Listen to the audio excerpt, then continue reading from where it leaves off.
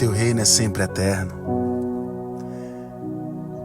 firmado em misericórdia, justiça, igualdade, bondade e fidelidade. Nós, a Igreja do Eterno, o adoramos em espírito e em verdade. Disse Paulo aos Romanos que o reino de Deus não é comida e nem é bebida, mas é justiça, paz no espírito, alegria. Os judeus, ele disse: buscai o reino e a sua justiça, o seu amor sobre nós. Nesse tempo, nesse time da história, o reino não havia sido estabelecido. Mas quando ele abre os braços e diz: está consumado, o reino é chegado. E nós desfrutamos desse reino maravilhoso, esse reino que não pode ser abalado. Esse reino que nos ensina: não julgueis para que não sejais julgado. Porque com o juízo com que julgardes, sereis julgados. Ele vai dizer que com a medida com que tiverdes medido, vos tornarão a medir. Corroborando com Marta e Maria, onde iniciamos na segunda-feira, Marta estava preocupada com as coisas e Maria estava ouvindo o que o Pai tinha para ensinar e que não seria tirado dela. É o reino de Deus. O reino você não busca, o reino você vive, o reino você desfruta. O reino de Deus é o fruto do Espírito.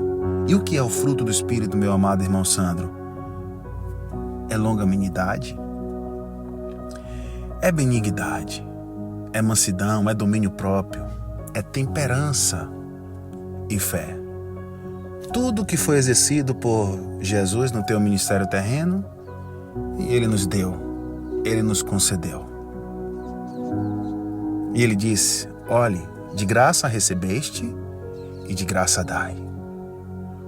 O mundo, o cosmo, assim como Marta, fica buscando algo para chamar a atenção de Deus. Deus não vê como o homem vê.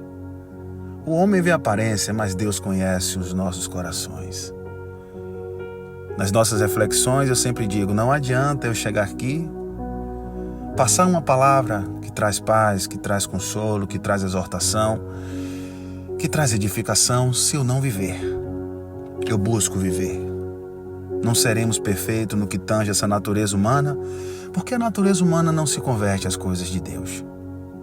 Nós somos educados por essa graça quando nos curvamos a entender as palavras do Pai que geram vida, gera disciplina no momento certo. E eu olho para o espelho e digo: não tem ninguém errado, quem está errado sou eu. Eu preciso me corrigir, eu preciso ser exemplo para dar exemplo. Pai, eu te louvo, te agradeço, Senhor, por mais um dia de vida.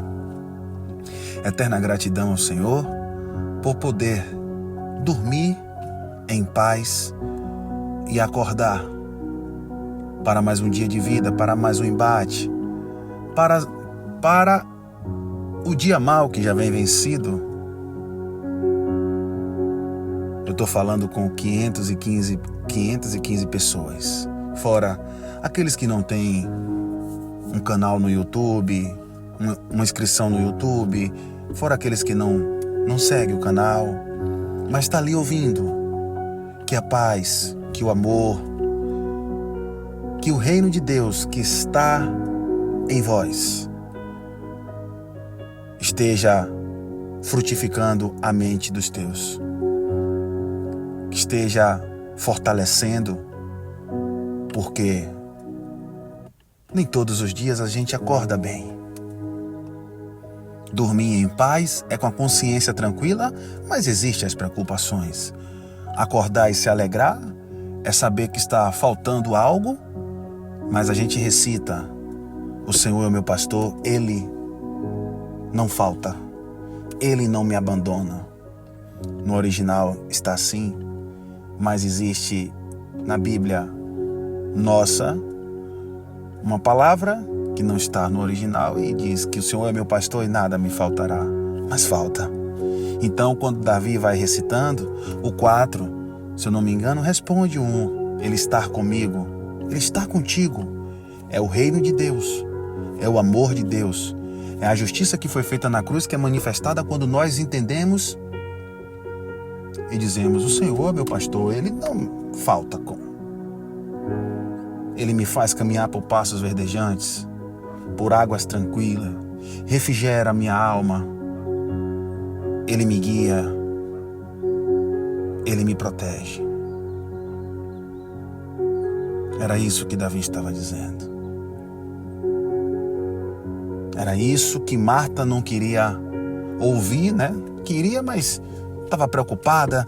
E aí eu vou, não vou. A gente entende ali que ela estava limpando a casa, limpando tudo para chamar a atenção de Jesus. Jesus disse: Marta, estás ansiosa, preocupada?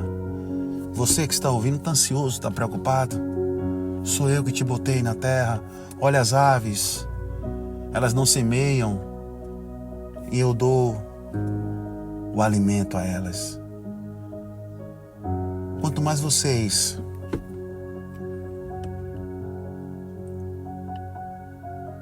que me pedem pão, eu vou dar pedra.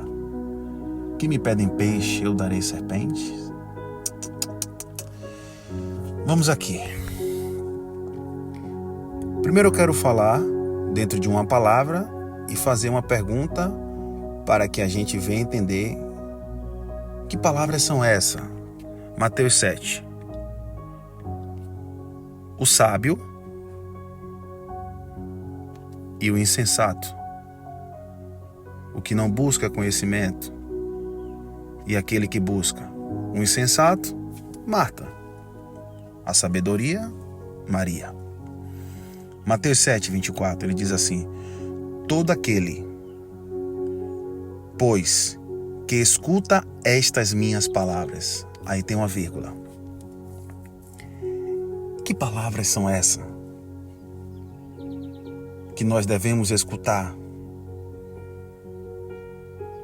para que a gente venha, ele vem dizendo, e as pratica, assemelhá-lo-ei ao homem prudente, que edificou a sua casa sobre a rocha, sobre Cristo, sobre o ensinamento do Pai.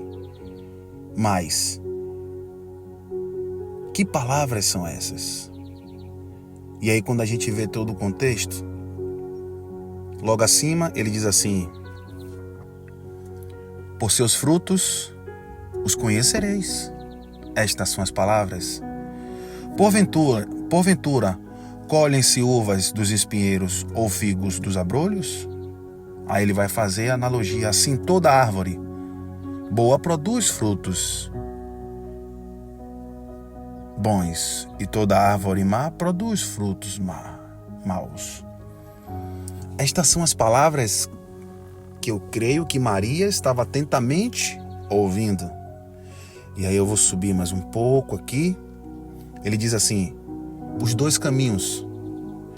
Entrai pela porta estreita, porque larga é a porta, e é espaçoso o caminho que conduz à perdição, e muitos só são os que entram por ela.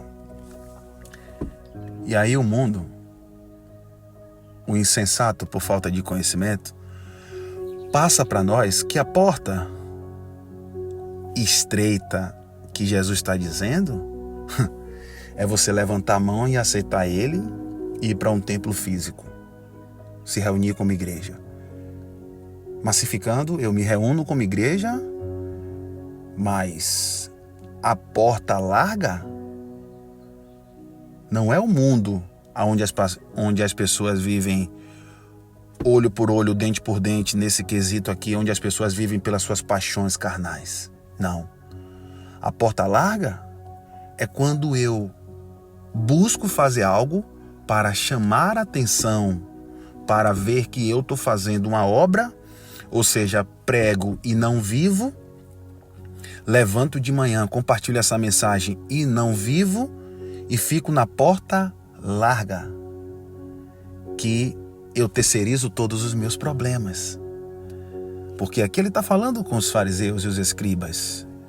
Ele traz muitas coisas aqui nesse contexto todo de Mateus 7. Lá no 1 ele diz: não julgueis para que não sejais julgados.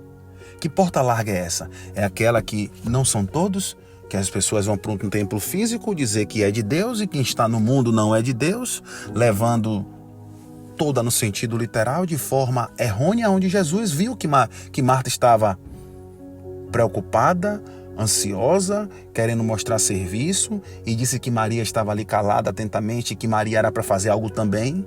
E Jesus não disse: você também tem que isso, aquilo, outro. Ele falou: Marta, calma. Essa porta que você está indo aí é a porta larga. Venha para a porta estreita. E qual é a porta estreita? A porta estreita é quando você entende a graça de Deus, quando você busca viver ela, e quando ela vai responder lá em Gálatas 6,7, diz assim: não erreis, meu filho. Deus não deixa escarnecer, porque tudo isso que o homem semear, ele vai colher. Então, a responsabilidade no plano horizontal sobre seus acertos e sobre os seus erros, é você, meu amado.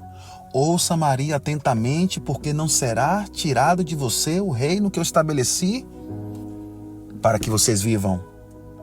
Tenha temperança, Maria. Tenha mansidão, tenha domínio próprio, busque longanimidade, benignidade e a fé dom que eu dei a vocês. Porque eu digo que em Efésios 2,8, pela graça sois salvo. Isso não vem de vós, para que você se glorie. É um dom de Deus. Então, essa é a porta estreita. É quando a graça mostra o seu verdadeiro eu, e a porta larga é quando você, infelizmente, por falta de conhecimento, apenas por zelo, adentra em um templo físico e começa a julgar as pessoas. Ele vai dizer aqui: fariseus e escribas, não julgues para que não sejais julgados. E aí, como é que o mundo vive, né? Marta, o que foi que Marta fez? Marta fez isso aqui, ó. Como, repara, tu, o argueiro que está no olho do teu irmão, e não vês a trave que está no teu olho? Marta, preocupada, ansiosa. Assim você aqui, que está preocupado e fica julgando, e muitas vezes fica postergando e terceirizando os problemas. Ou como dirás a teu irmão: deixa-me tirar o argueiro do teu olho, e eis que uma trave está no teu olho. Ele vai dizer: hipócrita, tira primeiro a trave do teu olho, e então verás claramente para tirar o argueiro do olho do teu irmão. Essa é a porta estreita. A larga é aquela que você fica pregando que não é, vivendo de forma errônea, e quando tudo se fecha, você pega, olha para o supostamente garçom: Deus me ajude. Deus é amor, meu amado. E o amor, ele te corrige. Mansamente ele disse: Marta. Ele vai dizer aqui: João, Maria, Sandro, Carlos, Alberto. Calma, meu irmão. Esse caminho aí não é o caminho legal. Para que o meu perfume exale, que é o conhecimento, e você chegue para falar do meu amor aos que estão de fora, vá com mansidão, com temperança, com longanimidade, para que eles ouçam atentamente e vejam não a glória sua, a minha glória sendo manifestada na sua vida. Que esta graça, este amor do Pai, este reino que não pode ser abalado, esteja na vida de todos nós nesse dia de hoje. Só para terminar o versículo, ele vai dizer que todo aquele, pois, que escuta estas minhas palavras e as pratica, assemelhá-lo-ei ao homem prudente que edificou sua casa sobre a rocha, e desceu a chuva, e correu os rios, e assopraram os ventos, e combateram aquela casa, e não caiu, porque esta estava edificada sobre ele. Graça e paz. Forte abraço. Se alegre. É o Pai falando com nós, a gente aprendendo nesta manhã, 7 de fevereiro de 2024. Vamos viver esse reino inabalável. Ele habita em nós. Até amanhã.